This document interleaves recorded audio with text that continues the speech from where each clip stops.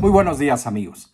El día de hoy vamos a contarles la segunda parte de esta serie de videos de la polémica, del escándalo sucedido en el año 2007 en la escudería McLaren, un caso de espionaje muy grave, y también, por supuesto, de lo que pasaba en diversos equipos, porque esto fue un escándalo que se fue formando gracias a dos personajes que provocaron todo esto, y fueron Nigel Stepney, entonces empleado de Ferrari, y Mike Coughlan, que formaba parte de la escudería McLaren. Amigos, ambos, desde años antes habían trabajado juntos en la escudería Lotus en la década de los 80s y también en la escudería Benetton a principios de los 90s. Estos dos personajes son clave en la historia que vivimos en el 2007. ¿Por qué? Porque Nigel Stepney, del cual tengo un video que ya había hecho en meses anteriores sobre su historia, sobre su trágica historia, y que lo compartiré al final de este video.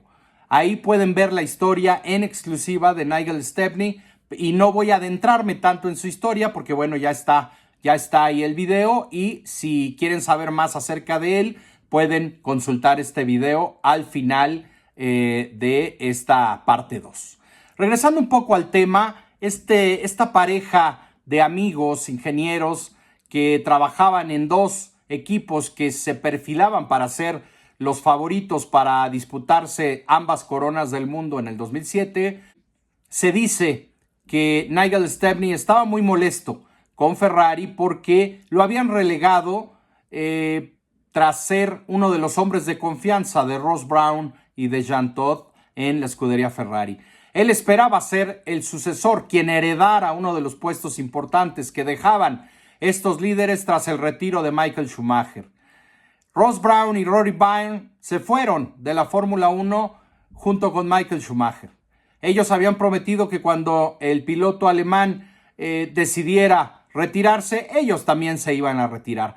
Por esa razón, Stepney estaba muy ilusionado con un ascenso dentro de Ferrari. Cuando se dio cuenta que no solamente no fue tomado en cuenta para los cargos importantes, sino también fue relegado e incluso se le dio un nuevo cargo en el cual ya no iba a poder acudir a los grandes premios, ya no iba a formar parte del equipo de carreras que acudía a todos los grandes premios alrededor del mundo. Eso le molestó muchísimo y decidió empezar a buscar nuevos aires.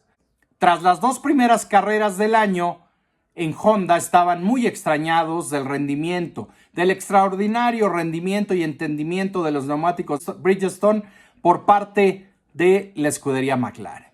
Esto levantó sospechas en el señor Fry y se dio cuenta que probablemente él no había sido la única persona a la que el señor Stepney había contactado.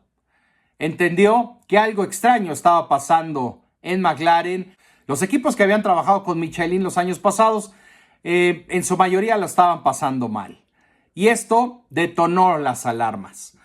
También decir que el señor Mike Coughlan, cuando llegó el primer gran premio de la temporada, tanto Coughlan como McLaren se quejaron ante la FIA de que el fondo del F2007 flexionaba. Qué curioso, ¿no? Aquí hago un paréntesis, qué curioso, porque hemos visto algo similar en este 2022, ¿no? Quejas sobre dos equipos en el cual el suelo del auto flexionaba, ¿no? Y bueno, en aquel entonces, en aquel 2007, McLaren puso una enérgica queja mencionando ante la FIA que el suelo de la Ferrari cambiaba su distancia con respecto al suelo de manera antirreglamentaria, que estaba fuera de reglamento. En aquel entonces la FIA clarificó esa norma y dio por bueno el suelo de la F2007. Eso causó mucha molestia en McLaren y pues meses después nos enteramos que estos correos electrónicos eran con información muy clara y muy precisa. Incluso le llegó a revelar el señor Nigel Stepney en qué vuelta iba a parar Ferrari en el siguiente Gran Premio. Todo esto abrió los ojos del señor Fry y seguramente de todo el equipo Honda. Y ahí decidieron acudir ante la FIA y alertarlos de que algo estaba pasando con McLaren y con el señor Nigel Stepney.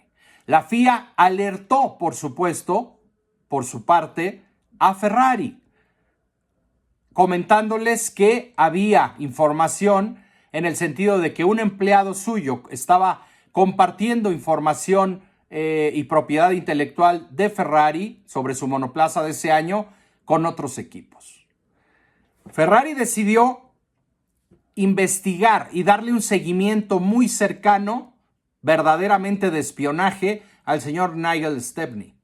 Desde entonces estuvo vigilado y curiosamente llegaba el mes de abril, llegaba el Gran Premio de España y antes del Gran Premio de España había unos días de test privados, ahí mismo en el circuito de Cataluña.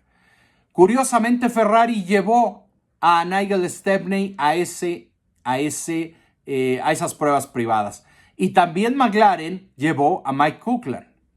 Ferrari, al ya estar observando de cerca el comportamiento, al haber, estar montando un sistema de espionaje en las llamadas telefónicas y en los correos electrónicos del señor Stepney, estaba esperando acumular la información y las pruebas para hundir a Nigel Stepney, probablemente porque de otra manera no se entiende cómo guardaron silencio y esperaron algunas semanas más. Cuando esta situación se da, llegábamos a el mes de mayo y bueno, también se hablaba de que en los test de Barcelona que fueron a cenar juntos en un día de esos test el señor Mike Coughlin y Nigel Stepney y que ahí fue donde le entrega el empleado de Ferrari el dossier con toda la información y toda la propiedad intelectual de Ferrari a Mike Coughlin de McLaren para que tuviera toda la data y pudiesen pues saber y conocer los secretos más íntimos de la Ferrari de aquel año. Mike Coughlin regresa a su sede en Woking y empiezan a conocer sobre este tema diversos ingenieros y uno de ellos fue Jonathan Neal. Jonathan Neal se habla de que era un ingeniero superior al señor Coughlin y cuando se dio cuenta de lo que tenía en sus manos su empleado, alertaron inmediatamente a Ron Dennis. Fíjense, aquí entramos a temas evidentemente que se han ido sabiendo y conociendo con el paso de los años. La situación empezó a salirse de control, no nada más en Ferrari, sino en McLaren. Aquí la decisión de Ron Dennis fue también vigilar de cerca toda la actividad en su correo electrónico y en sus llamadas telefónicas del señor Coughlin. Ahí, en ese momento, el papel de ambos ingenieros ya estaba totalmente fuera de control y con sus respectivos empleadores ya en una posición muy complicada. Vino el tema después de las copias. Se habla de que mandó el señor Coughlin a su esposa a sacar copias a una copistería local.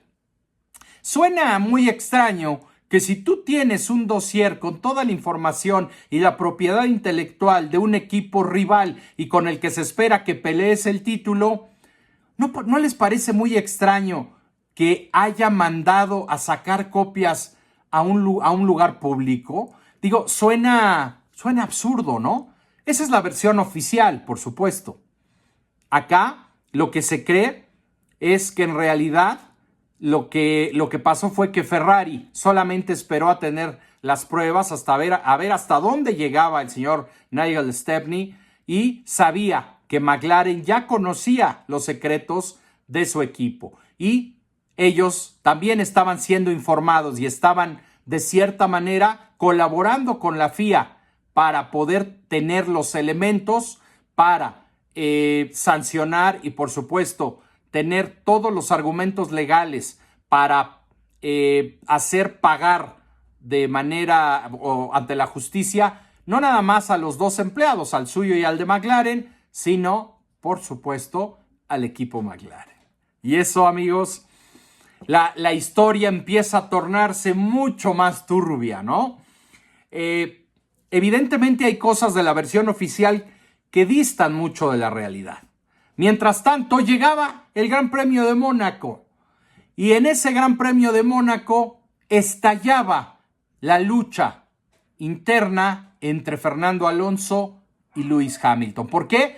Porque Lewis Hamilton buscó ganar el Gran Premio, incluso enfrentándose en la radio por temas estratégicos con McLaren, y también Fernando Alonso respondiendo en la pista y desobedeciendo a su equipo cuando le decían que redujera el ritmo porque ya estaba la carrera pues controlada, que aunque Hamilton se le venía acercando pues no había peligro alguno. Fernando Alonso, con la experiencia que ya tenía, se dio cuenta de que las intenciones de Hamilton no eran nada buenas y también subió el ritmo y aceleró y lo mantuvo bajo control a Lewis Hamilton. Pero ese hecho, que ya estaban, la situación ya estaba muy caliente fuera de la pista. Y dentro de la pista, ahí se rompió la relación, porque Fernando Alonso aseguraba en ese momento ya que el equipo quería que Lewis Hamilton estuviese por delante de él. Y la confianza se rompió. A partir de este momento del Gran Premio de Mónaco, la guerra empezaba a llegar a niveles altísimos. Y por supuesto, la FIA y Ferrari sabían claramente que tenían una bomba entre las manos. Porque en ese mismo Gran Premio de Mónaco, el señor Nigel Stepney, lamentablemente, que estaba presente en el circuito en Mónaco ese fin de semana, aparentemente se encontró un polvo blanco en los tanques de combustible de ambas Ferrari y todo apuntaba a que era un intento de sabotaje para o hacia la escudería Ferrari de su ilustre empleado británico.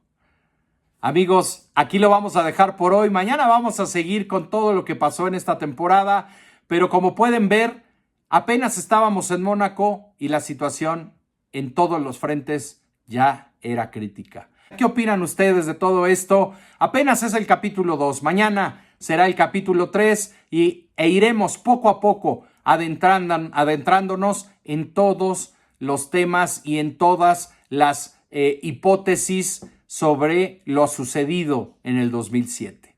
Nos vemos mañana, amigos. Muchas gracias por el favor de su atención.